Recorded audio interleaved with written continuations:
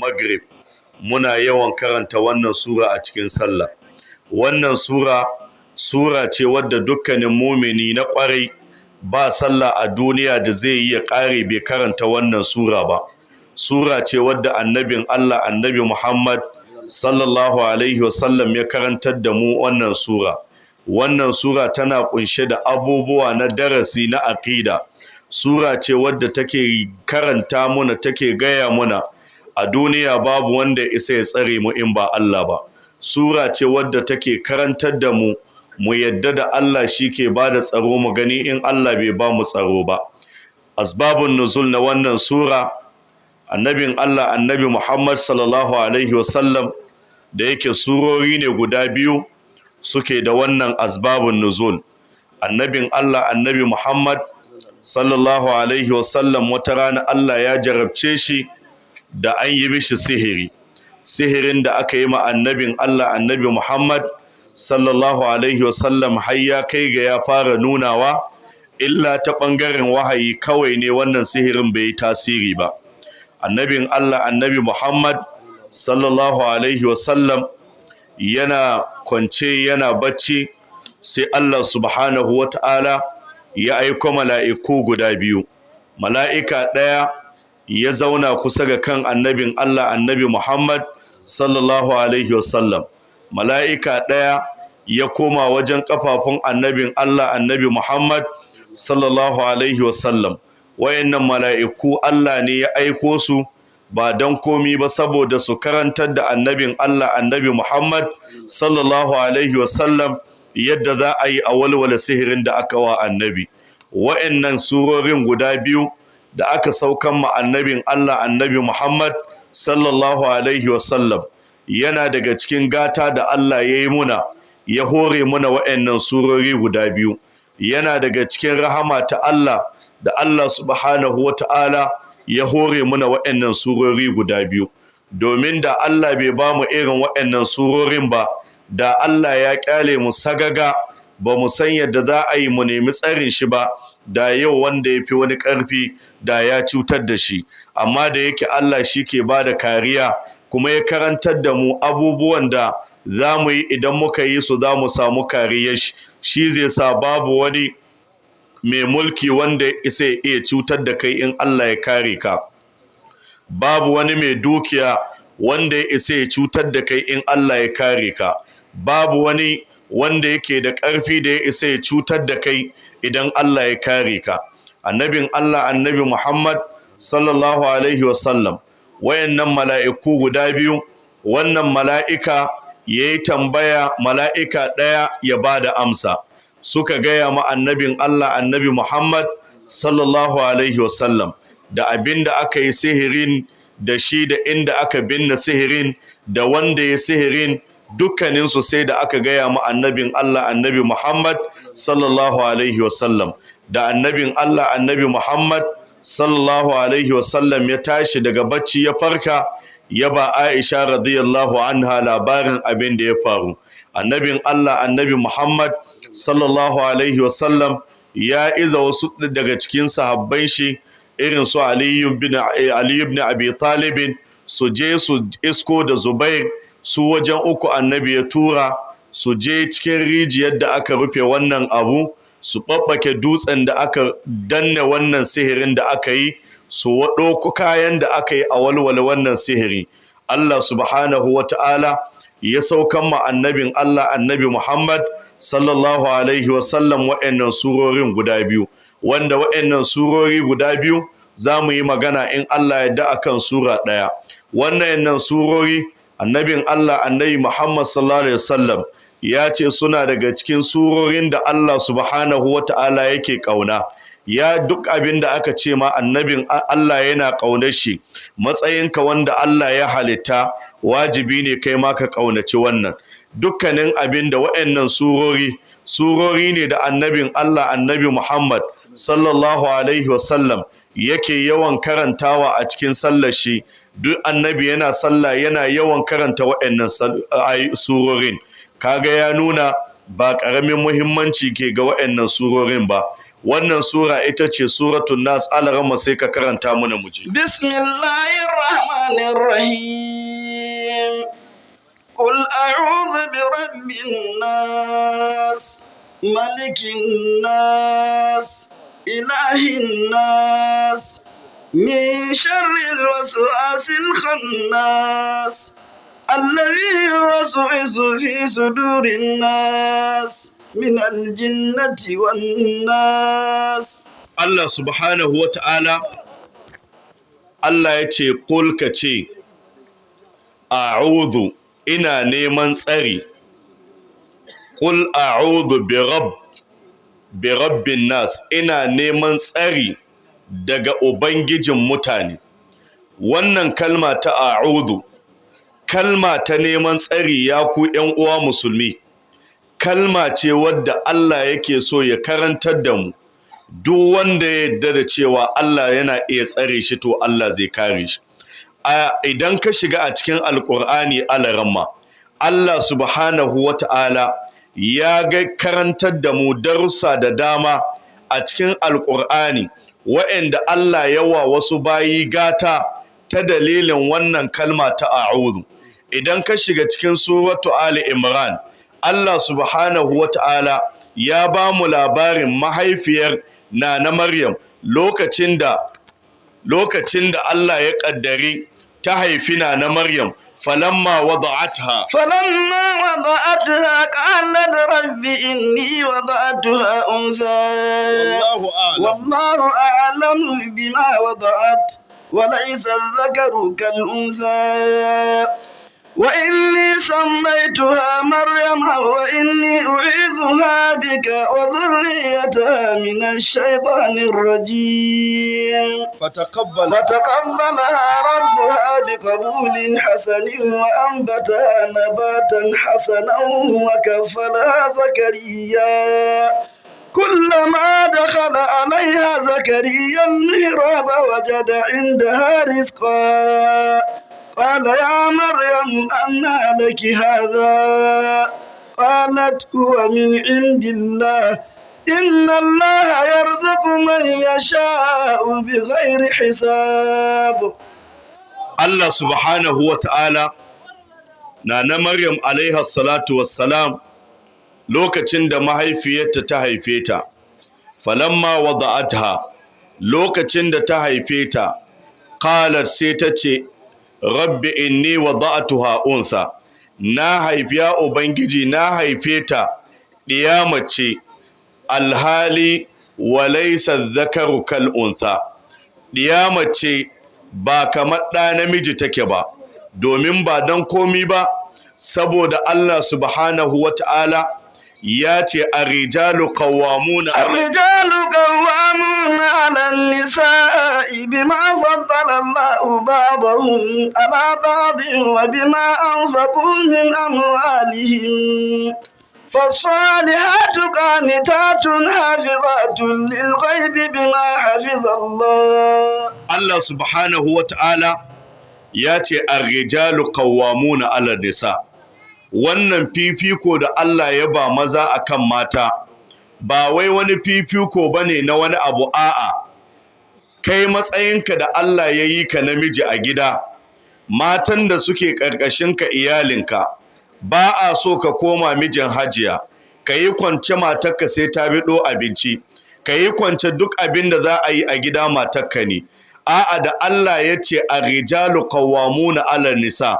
ana so matsayinka na namiji ka jajirce akan lalurar gida, ka jajirce akan abin da ya shafi nema ka kawo a ci a gidanka. Dukkanin wani abu kada a zo a gida kadangare ya biyo ya wuce a ce matarka ita za ta yi ƙoƙari ta gaya za a yi ƙadangaren nan sai an ɗauki mataki ya hita. Kai kullum kana bayan mace, kaga har yanzu dai kai baka zama cikin ar-rijalu qawwamuna 'ala nisa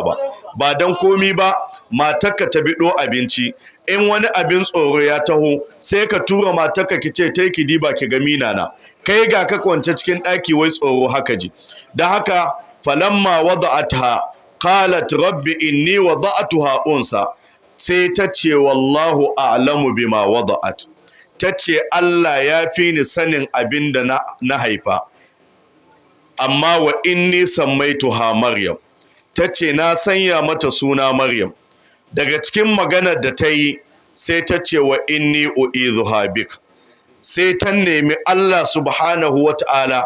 wannan haihuwa da Allah ya bata, Allah ya kare wannan haihuwa da kai ne wa zuriyataha da zuriyar da Allah ya bata mina shaitanir rajim daga shaidan jefaffe. Ta nemi tsarin Allah, bata nemi tsarin boka ba. Da haka in Allah ya baka haihuwa, Allah ya baki haihuwa, kada ki yi amfani da haihuwar da Allah ya baki a baki wani kandu, a ce ki sa maɗiyarki ga hannu, ki sa mata ga ƙugu, ko ki sa ma ɗanki. Babu wanda ke iya tsare 'ya'yanki in ba Allah ba. Allah ne kaɗai ya isa ya kare 'ya'yanki. Don haka yadda mahaifiyar na Maryam ta nemi tsarin Allah daga shaiɗan, ana so kai ma ka yi ƙoƙari ka nemi tsarin Allah, ka koki Allah ya kare ma zuri'arka daga shaiɗan. Domin in Allah ya kare ma zuri'arka daga shaiɗan, za ka samu kwanciyar hankali a gidanka, za ka samu kwanciyar hankali a rayuwarka.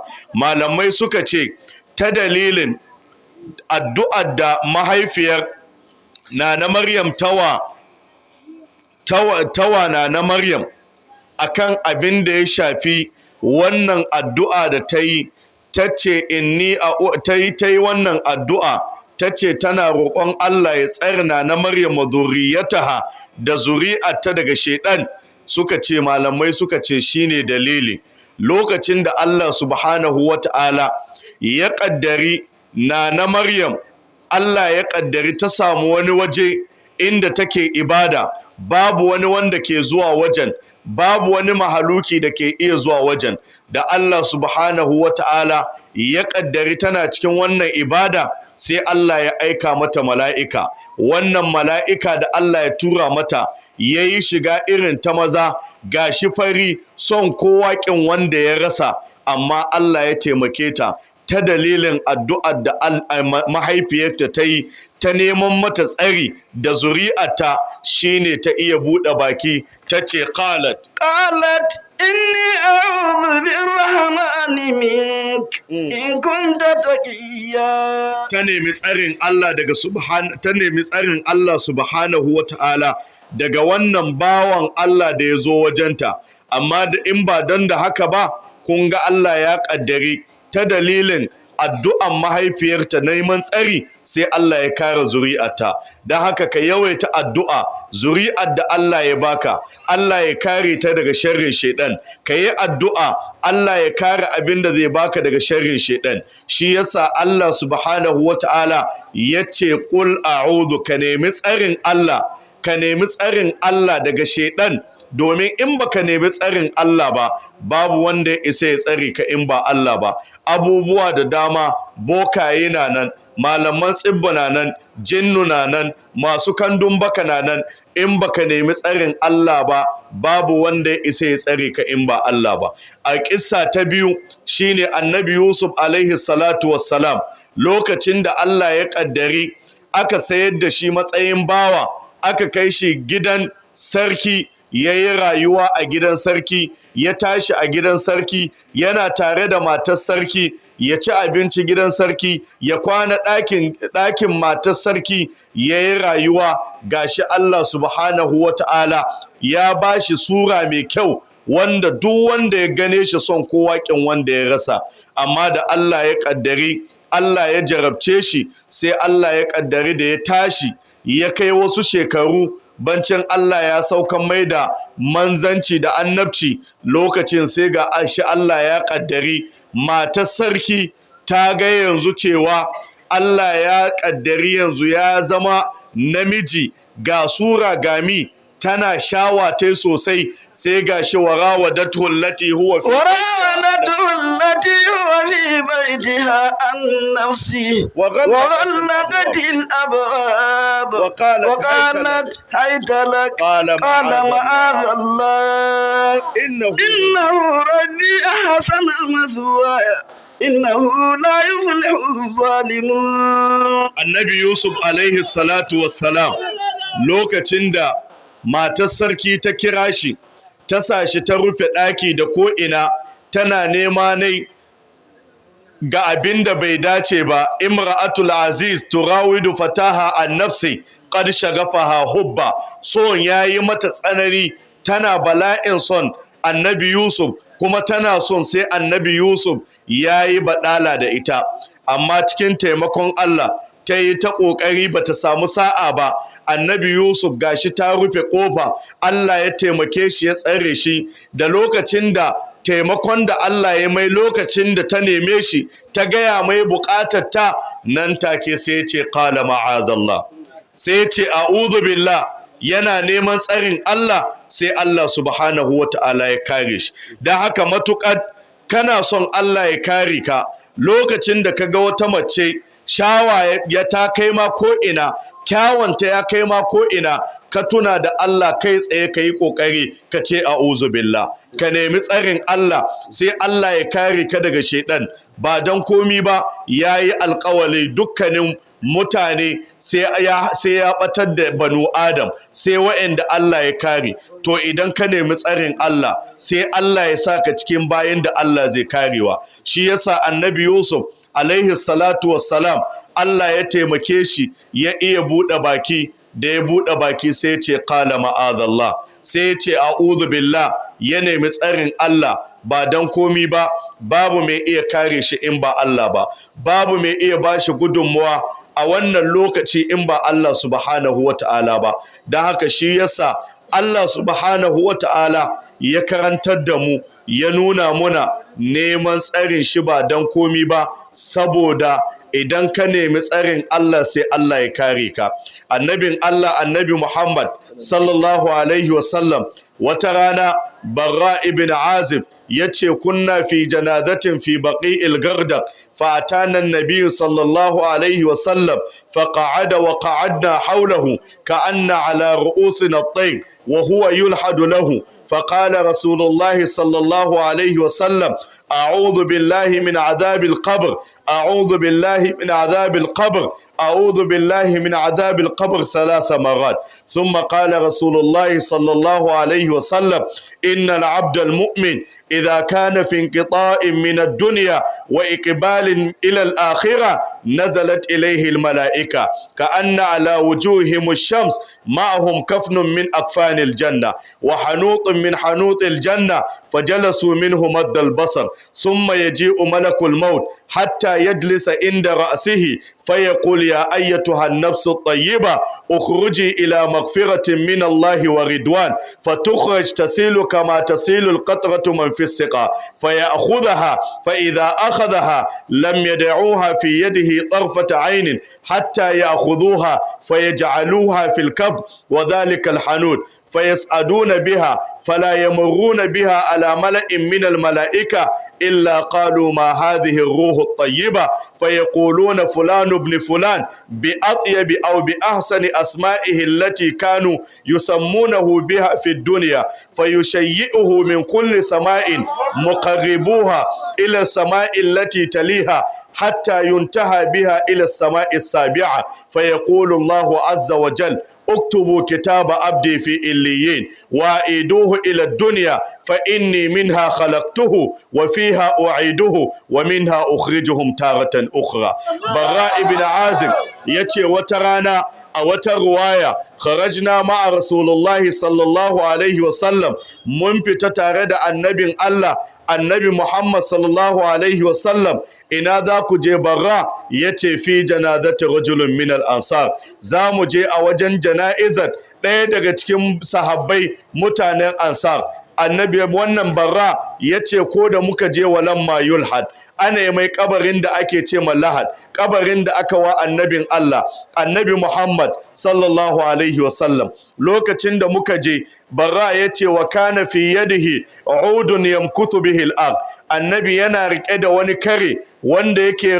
abin ga tsakurar ƙasa. fajalasa rasulullahi sallallahu alaihi wasallam fajalasna haulahu, annabi ya zauna, muka zauna a gefen annabin Allah annabi Muhammad sallallahu alaihi wasallam. Annabin Allah annabi Muhammad sallallahu alaihi wasallam ya dibi sahabbai yace ista'idhu billahi min azabil qabr, ista'idhu billahi min azabil qabr, ista'idhu billahi min azabil qabr qalaha marratayn aw thalatha annabi yace ku nemi tsarin Allah daga azabar kabari ku nemi tsarin Allah daga azabar kabari domin azabar kabari ba karama azaba bace waje ne wanda aikin ka ne kadai zai iya tsirar da kai dan haka annabin Allah yace mu nemi tsarin Allah daga azabar kabari shi yasa a wani hadisi annabi yace idza tashahada ahadukum idan ɗayan ku yayi tahiya kada ya sallame daga sallah sai ya nemi tsarin Allah daga abin bala'o'i guda hudu annabin Allah annabi Muhammad sallallahu alaihi wasallam yace idan kai tahiya kahin ka sallame sallah ka ce Allahumma inni a'udhu bika min adhabil qabr wa a'udhu bika min adhabi jahannam wa a'udhu bika min fitnatil mahya wal mamat wa a'udhu bika min fitnatil masihid dajjal wa'annan bala'o'i guda hudu in Allah ya wa dan adam kariya da su Allah ya tsare ka akan wa'annan bala'o'in dukkanin gata da Allah ke ma yayi ma gata dan haka shi yasa annabi ya hore mu da mu yawaita karanta wannan addu'a duk muka yi sallah mu ce Allahumma inni a'udhu bika min adhabil qabr ka nemi tsarin Allah daga azabar kabari wa a'udhu bika min adhabi jahannam ka nemi tsarin Allah daga azabar wutar jahannam domin ba karamin bala'i bane ka nemi tsarin Allah wa a'udhu bika min fitnatil mahya wal mamat ka nemi tsarin Allah daga fitinan rayuwa da fitinan mutuwa ka nemi tsarin Allah daga fitinan masihid dajjal ba dan komi ba masihid dajjal wata dabba ce wata halitta ce da Allah ya yi wadda lokacin da za ta bayyana mafi yawan waɗanda suke raye a wannan lokaci ba mutane ne masu imani ba lokaci ne da ɗan adam yake gurin da dai a ce shi ne yake kwance a cikin kabari da haka shi yasa annabin Allah annabi Muhammad sallallahu alaihi wasallam ya ce mu nemi tsarin Allah daga abin da ya shafi azabar kabari daga abin da ya shafi azabar wutar jahannam da fitinan rayuwa da fitinan mutuwa annabin Allah annabi Muhammad sallallahu alaihi wasallam ya karantar da mu idan za mu yi bacci mu nemi tsarin Allah ya ce Allah annabi Muhammad sallallahu alaihi wasallam ya ce idan za ka yi bacci ya kai Abdullah ya ke Amatallah kada ka kwanta ka yi bacci sai ka karanta qul huwallahu ahad sai ka karanta kafa uku sai ka karanta qul a'udhu bi rabbil falaq kafa uku qul a'udhu bi rabbin nas kafa uku idan ka karanta wa'annan addu'o'in wa'annan abubuwa ka nemi tsarin Allah Allah zai kare ka har safiya ta waye ba wanda ya isa ya cutar da kai ba dan komi ba saboda kana cikin tsarin Allah saboda ba shine wanda yake ba da kariya shine ke tsare ka shi yasa annabin Allah annabi Muhammad sallallahu alaihi wasallam yace mu nemi tsarin Allah idan za mu yi bacci idan kai sallar subahin ka kare daga cikin azkar din da aka ce kai annabin Allah ya karantar da mu nemi tsarin Allah mu karanta suratul ikhlas mu karanta kafa uku mu karanta su bi rabbin nas bi rabbil falaq mu karanta kafa uku mu karanta bi rabbin nas mu karanta kafa uku annabin Allah annabi Muhammad sallallahu alaihi wasallam ya karantar da mu idan yamma ta yi mu sake karanta waɗannan addu'o'i daga cikin tsarin da annabin Allah annabi Muhammad sallallahu alaihi wasallam Allah ya umarce mu da mu nemi tsarin shi annabin Allah ya karantar da mu daga cikin abubuwan da za mu riƙa na neman tsarin Allah subhanahu wa ta'ala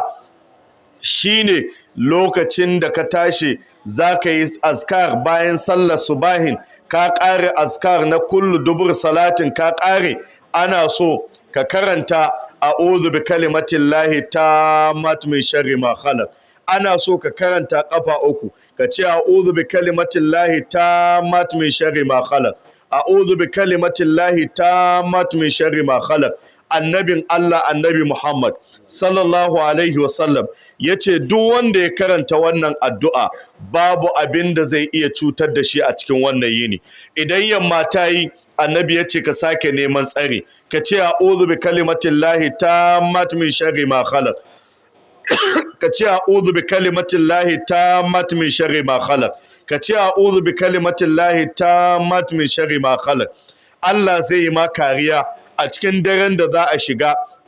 har safiya ta waye. Dukkanin waɗannan abubuwa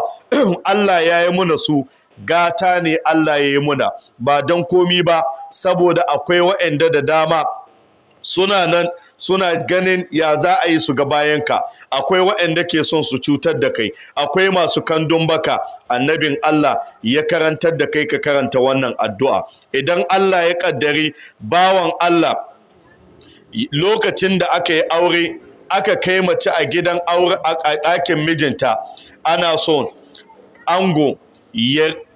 dafa goshin matar shi, ya yi addu'a, ya nemi tsarin Allah daga dukkanin wani sharri. Wannan yana daga cikin bagirai waɗanda annabin Allah ya karantar da mu nemi tsarin Allah, ba don komi ba. In baka yi hattara ba, ƙila akwai wasu ƙwanƙwamai a saman kanta, ƙila ta zo da wasu abubuwa da baka sani ba, ƙila wasu shaidannu sun haukanta. Amma idan ka nemi tsarin Allah, ka yi addu'a, ka dawo goshi, ka roƙi Allah, Allahumma inni as'aluka khairaha wa khaira ma jabalta alai wa a'udhu bika min sharriha wa sharri ma jabalta alai. Allah subhanahu wa ta'ala sai ya kare ka. Lokacin da za a yi saduwa, annabin Allah annabi Muhammad sallallahu alaihi wasallam ya yi karantar da mu addu'ar da za mu yi kahin mu yi saduwa, ba don komi ba. Da yawa misa za ka ga ana haihuwa ‘ya'ya irin su Bello Turji, irin su Kacalla, irin su Dogo Gyaɗi, ba komi ba ne. Lokacin da aka tashi saduwa ba a nemi tsarin Allah ba, sai ka ga wani ya tashi ya addabi mutane a cikin gari, wani ka ga ɗan ƙwayana, wani ka ga ɗan dabana, ba don komi ba saboda lokacin da za a yi saduwa tsakanin mahaifin da mahaifiyar, mahaifin bai yi addu'a ba, sai a yi tarewa da shaidan a wajen saduwa, sai a je a haifi ɗa wanda bai da albarka, ba don komi ba saboda ba a nemi tsarin Allah ba. Don haka ya kai ɗan uwa musulmi, ka sani cewa a duniya matuƙar ka kiyaye abin da ya shafi neman tsari ga Allah, Allah zai kare ka. Shi yasa Allah subhanahu wa ta'ala ya ce ƙul ka ce a'udhu, ina neman tsari bi Rabb, Ubangiji. Allah shine Ubangijin talikai, shine kawai wanda ke iya tsare ka. Idan ka shiga a gonarka, ana so ka yi addu'a, ka nemi kariyar Ubangiji. Tufafi, in za ka sa tufafi, ana so ka yi addu'a, ka nemi tsarin Allah. Idan za ka fita, ana so ka nemi tsarin Allah. Abin hawanka in za ka hau, ka nemi tsarin Allah, ba don komi ba. Babu wanda ya isa ya kare ka in ba Allah ba, babu wanda ya isa ya baka tsaro in ba Allah ba. Duk wanda za ka nemi tsari a gare shi, to mai iya barin duniya na. Yau in ka ce kai za ka nemi wani karhu ko daga, in za kana daji ko za kana kasuwa, za ka rataya, to in kan mance shi gida, kai hita ba da shi ba, to wa zai kare ka?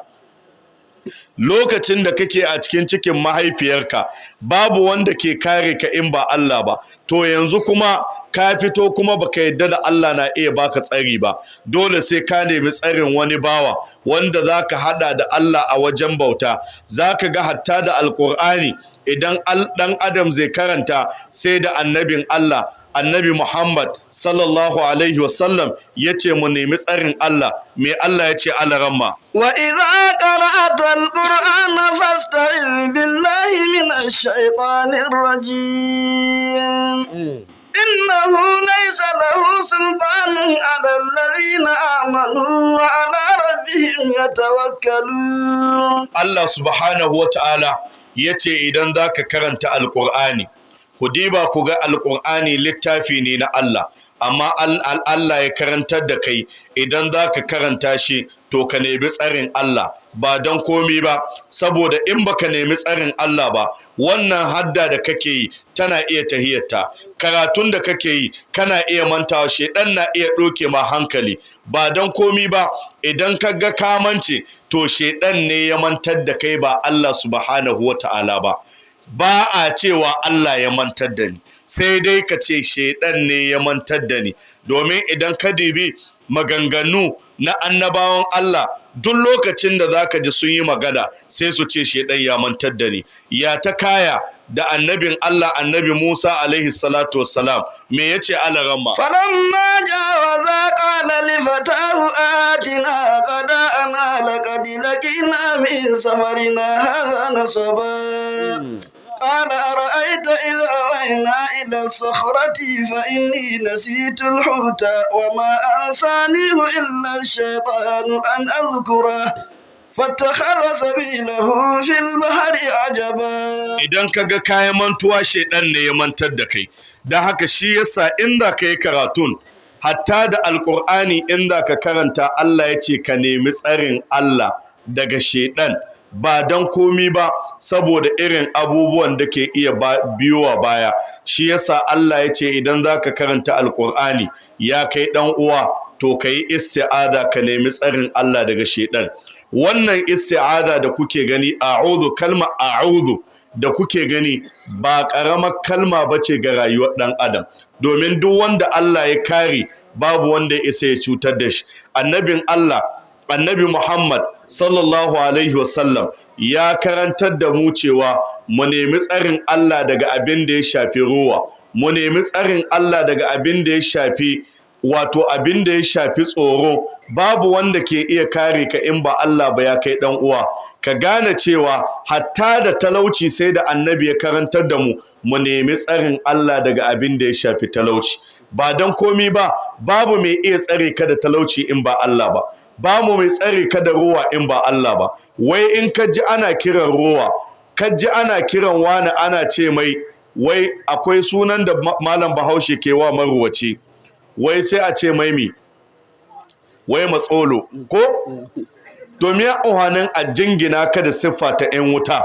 a ce ma maruwaci alhali annabi ya ce ka nemi tsarin Allah da abin da ya shafi ruwa kuma annabin Allah annabi Muhammad sallallahu alaihi wasallam ya ce ka roƙi Allah Allah ya kare ka daga abin da ya shafi harkar bashi don haka wannan kalma ta ƙul ka ce a'udhu kalma a'udhu da kake gani kalma ce wadda ya kamata dukkanin wani musulmi ya yi ƙoƙari ya je ya binciki abubuwa da dama da za mu zauna har safiya ta waye ba za mu iya karance inda annabin Allah annabi Muhammad sallallahu alaihi wasallam ya ce a nemi tsarin Allah daga abin da ya shafi a nemi tsarin Allah ba domin a duniya in Allah ya kare ka babu wanda ya isa ya cutar da kai in Allah ya baka tsaro babu wanda ya isa ya cutar da kai in Allah ya ka nemi tsarin Allah Allah ya kare ka daga talauci babu wanda ya isa ya azo ma talauci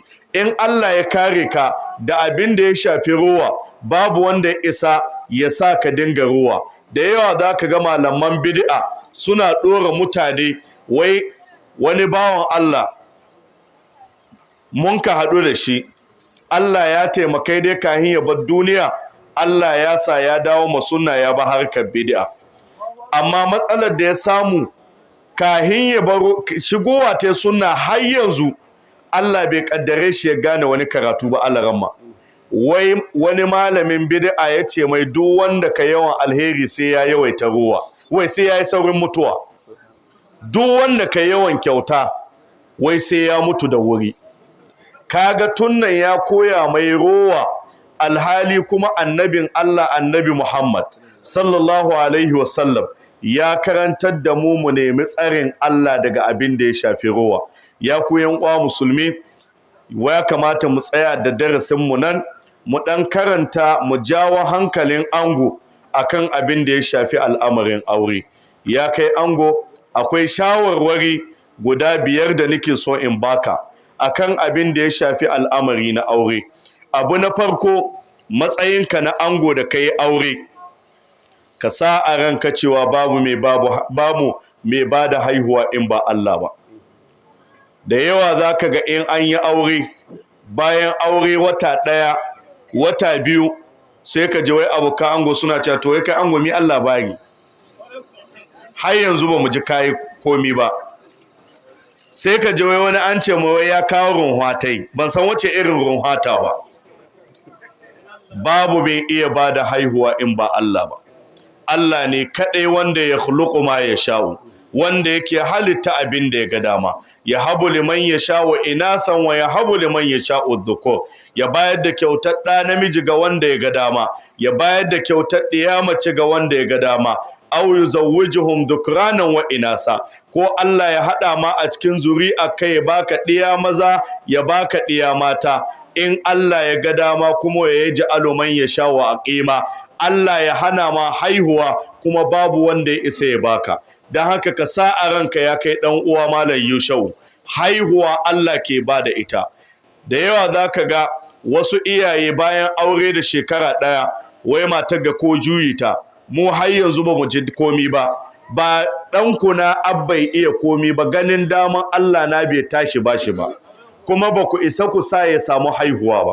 Abu na biyu, akwai jarabawa na abin da ya shafi tattalin arziki. Abin da muke roƙo, matar da ka aura Allah ya sa Allah ya buɗe ma ƙofofin tattalin arziki ta sanadiyar wannan aure da ka yi. Amma ku sani ya ku yan uwa musulmi, babu wata mace mai farar ƙafa, babu wata mace mai baƙar ƙafa. Da ka yi aure da kakka yi aure, in Allah ya ga dama da ka zauna da matan nan da kakka zauna da ita, lokacin da Allah ya ɗiban ma arzikinka zai ƙare, ko ana ha maza ko ana ha mata arzikin nan sai ya ƙare. Amma da yawa za ka ga in an yi aure, mutum na da dukiya ƙila bayan aure Allah ya karɓe abitai, sai a ce kai wani bai yi sa'a ba. Ita kan matar ga horar ƙawa, ko da ke horar ƙawa suka cewa, to kai mace da horar ƙawa ai iyakar sa'a. Amma wai sai a ce wai mai horar ƙawa wai ta shigo da horar ƙawa. Babu mai iya azurtawa in ba Allah ba, babu mai iya ciyarwa in ba Allah ba. Ka roƙi Allah ya ciyar da kai, Allah ya azurta gidanka, ka yawaita addu'a, Allah ya baka abinci. Abu na uku ya kai ɗan uwa Malam Yushau, sai ka sa hankuri. Dukkanin aure idan ba a sa haƙuri ba a cin nasara. Shi yasa annabin Allah annabi Muhammad sallallahu alaihi wasallam ya ce wa innan nasra ma'as sabr, cin nasara tana tare da haƙuri. Ka yi haƙuri da iyalinka, ba wai yanzu an riga an yi aure ba, kun yi I love you, kana ganin yanzu bayan aure kamar dukkanin abin da kuke yi a waya yanzu zai bayyana. Akwai ɗabi'unta da halayyanta waɗanda ba ka sani sai bayan aure. Akwai kai ma ɗabi'unka waɗanda ba ta sani sai bayan auren ga. Ana so miji ya yawaita kau da kai da wasu abubuwa. Ba a so ka zama complainer, mai yawan complain da an yi abu ke gani ko daga an yi kaza ke kaza. Ba a so namiji ya yawaita magana, ana so ka yawaita kau da kai. Sannan ka yi ƙoƙari ya kai Malam Yushau, ka ciyar da iyalinka da halaliya, kakka ciyar da iyalinka da haramu. Ciyar da iyali da haramun yana daga cikin abin da ke sa 'ya'ya su tashi babu albarka, yana daga cikin abin da ke sa 'ya'ya su tashi da tosasshiyar ƙwaƙwalwa. Ka ga yaro gashi ya tashi amma bai gane karatu, ba don komi ba, iyayen shi sun ciyar da shi da haramun, iyayen shi sun gina jiki ne da haramun. Don haka ka yi ƙoƙari ka ciyar da iyalinka da halaliya, ka nisantar da su da haramiya. Daga cikin shawarar da zan baka, kicin ɗinka da abincinka kakka babba matarka shi, kakka zauna ka ce to ke ga yanzu ni dai ke san ban da ƙarfi da yawa, don haka abin da za a yi in kin ga abinci ya kusan ƙarewa, kakki bari sai ya ƙare ki faɗa min da wuri in sani in tanadi abinci. Wallahi rauni gare su, wataran sai ta bari ya ƙare ta ga yadda za a yi. Shi yasa ni nan da kuka gani na Malam Yushau, akwai bincike sabe da nake yi, sai in shiga kitchen in yi kamar wani abu nika biɗa, sai a ce min me haka biɗa, in cewa babu komi, sai in ɗan shuri gumi na in ga me rage, in na ga ya kusan ƙarewa sai in yi kamar ba shi ni to dibi ba, sai in fara tanadin ya za a yi kahin ya ƙare in sai wani abu. In ka ƙyale ta bari za ta yi wata ran sai ana ango ka sha ƙamshi, ana ango kashi kana kayi wanka ka shirya za ka yi ta gida sai ta ɗaga buhu sai ta ce ka gani ya ƙare babu komi baka san lokacin da za ka kai zaune ba ka zauna domin kai baka shirya masa yangumin gaba ƙila ranar babu ko sisi cikin aljihunka gashi kuma ta karanta ma babu ko gumin ya ƙare wallahi ba wai cutar da kai na ta yi ba wallahi haka Allah ya yi su dole sai ka yi musu uzuri shi yasa da yawa kuka ga inyamurai da yarbawa sun yi mu dubara akan abin da ya shafi harkar zamantakewa ta iyali yanzu matsayina na almajiri da kake gani na bar ganin ka gana cika na hin alarama girma ka gana sawo shadda a'a rayuwa planning ta ga bukata akwai iyaye mata na nan a cikin unguwanni yanzu tun wata 3 da suka wuce muka fara adashin Ramadan alarama kuma ni ba ni ke yi ba iyali na ke yi za a kawo takarda za a kawo an rubuta shinkafa man gyada suga kwai da mi sai a ce yanzu shinkafa kila buhu naira 80,000 yake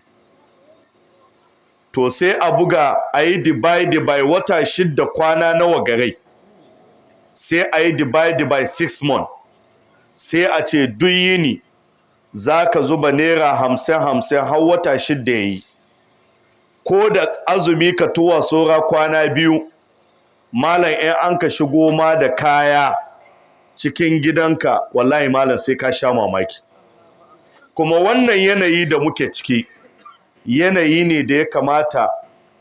mutane su ɗoki system na ya za a yi su yi rayuwarsu yanzu an wuce zamanin da za ka cewa sai lalura ta taho gabza ka iya yinta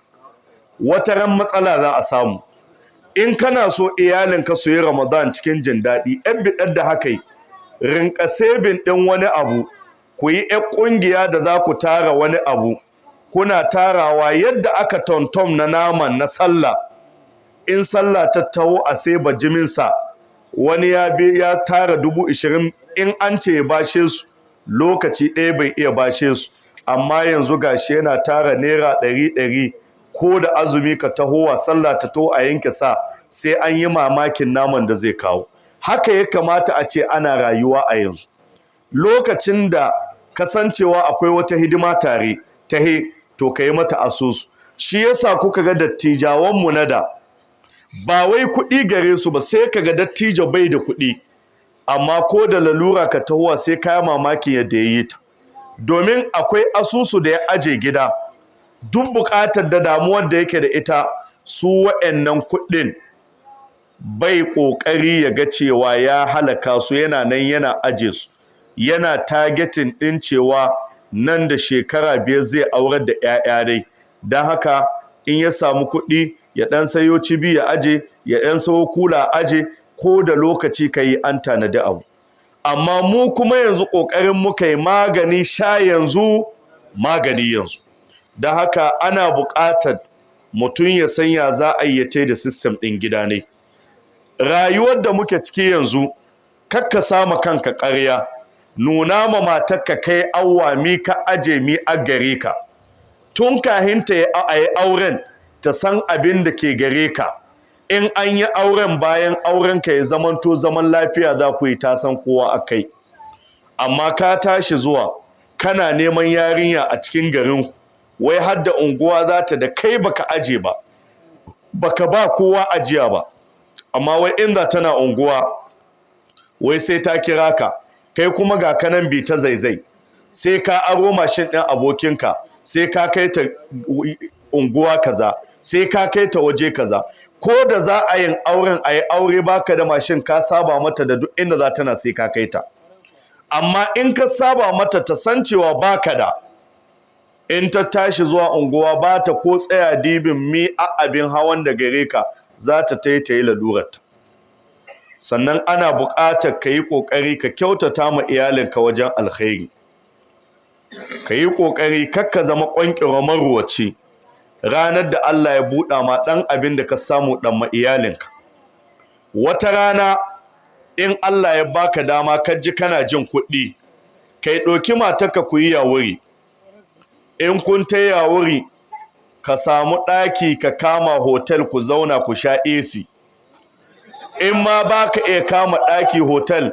kana da ka tai cikin garin yawuri da ita ka samu wani restaurant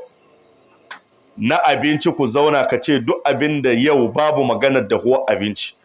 Duk abin da kika bukata a baki, a kawo mata kaza, a kawo mata kihi, a kawo mata shinkafa, ka yawata da ita.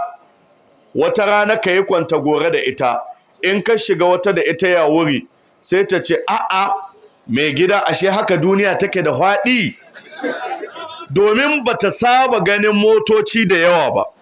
bata saba ganin abubuwa irin haka nan ba, sai ka ɗebe mata kewa. Kakka zaman mata malakul mautu cikin gida. In ka shigo gida kai baka son wai matarka ta rena ka. Duk abin da an kai kana nan ka aza hada. Duk abin da an kai ga kanan ka sha omo. Daga an gane ka cikin gida gabanta na faduwa. Ba a so ka yi rayuwa da iyali haka. Abu na ƙarshe da zan rufe da shi shine ya kai ango ka rike addu'a. Ku yawaita azkar, ku yawaita karatun suratul baqara a gidanku. Annabin Allah annabi Muhammad sallallahu alaihi wasallam yace iqra'u suratul baqara fa inna akhdaha baraka wa tarkuha hasra wa la yastati'uha al-batala. Annabi yace ku yawaita karanta suratul baqara a gidanku, a gidajenku, ku yawaita karanta ta a shagunan, ku yawaita karanta ta a majalisanku, ba dan komi ba, karanta ta akwai albarka a ciki. Duk gidan da ake karanta suratul baqara babu wani aljani ko malamin tsibba da ke iya gittawa gidan, balle ya shiga gidan. Amma kakka bar gidanka kullun daga Adam Zango sai Ado Gwanja ka tara aljannu gidanka, ka mai da gidanka wajen da aljannu ke mitin da me,